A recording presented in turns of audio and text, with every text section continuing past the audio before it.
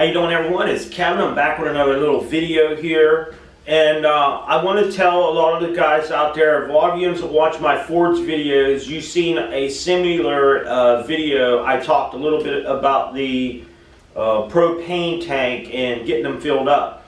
I thought I wanted to target more people on this subject because I think everybody should know what I told you on there, and a lot of people that don't watch the Ford's videos may not watch and know what I told you. So I'm making a new video here on the propane tank, and I'm going to explain to you a little bit about when you fill your tank up.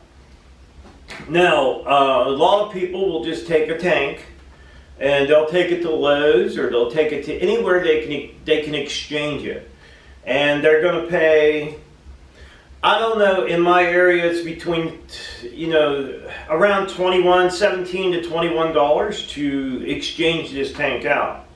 Now, when you exchange your tank at one of them places, you don't get a full tank of fuel. Now, you're going to lose 5 pounds of fuel if you take it and get it exchanged. Instead of having 20 pounds in this, you're going to have 15 pounds.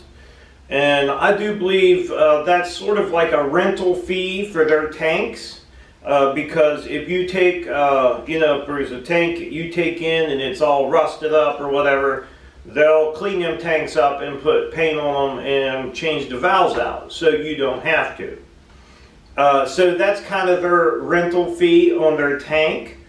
Now, if you was to take this tank to a gas supplier, and I don't know if there's any in your area, but you could go to, like, I think Tractor Supply.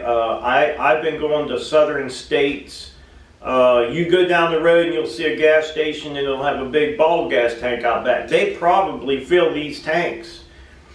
So if you go in there to a place and get it filled, when you get it filled, you get 20 pounds.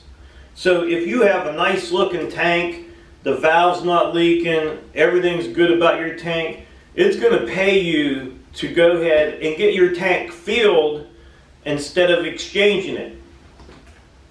Because when you get it filled, you're going to probably pay the same amount or less to get it filled, and you're going to get 20 pounds. So it's just as easy to stop somewhere and get it filled as it is to exchange it and save yourself some money, and your gas will last longer because you're going to have an extra 5 pounds in your tank. I've had times when I was going to cook on my grill, and I was going to say I was going to cook chickens. Well, I know chickens are going to take a few hours to cook on my grill, and I used a rotisserie on there. So what would happen would be is, I know my tank is getting low. It's very light to fill. You could feel it's really light. The pressure is going down, but there's still fuel in this tank. So if I take this tank to a place that will exchange them, that fuel's still in this tank. They don't drain that fuel. That fuel stays in there.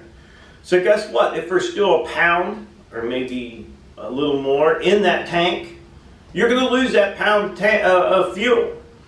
But now if you take it and you get it filled up, they're not going to charge you 20 pounds to fill this up. They put this tank on a scale, and as they fill it, they weigh it, and you pay for what you use.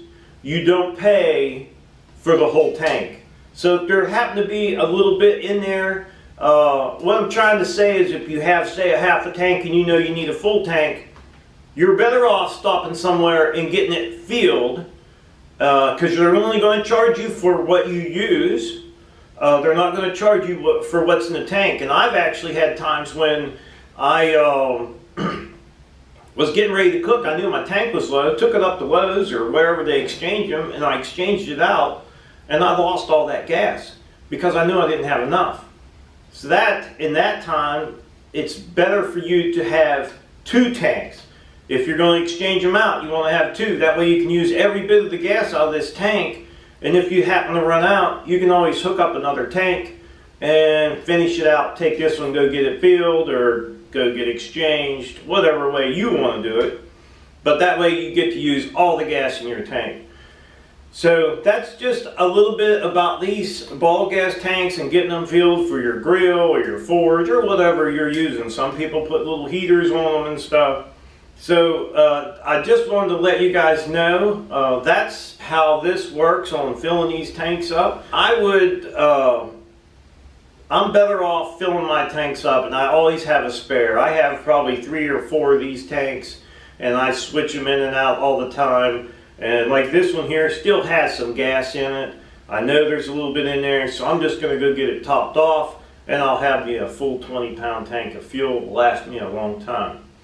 So I'd like to tell everybody thanks for watching my little video. I hope I helped you guys out a little bit on the filling the tanks. Don't forget to subscribe, leave me thumbs up, thumbs down, or comment if you'd like. And click the little bell down there for them alerts. When I put up another video, you'll get an alert. Hey, till next time.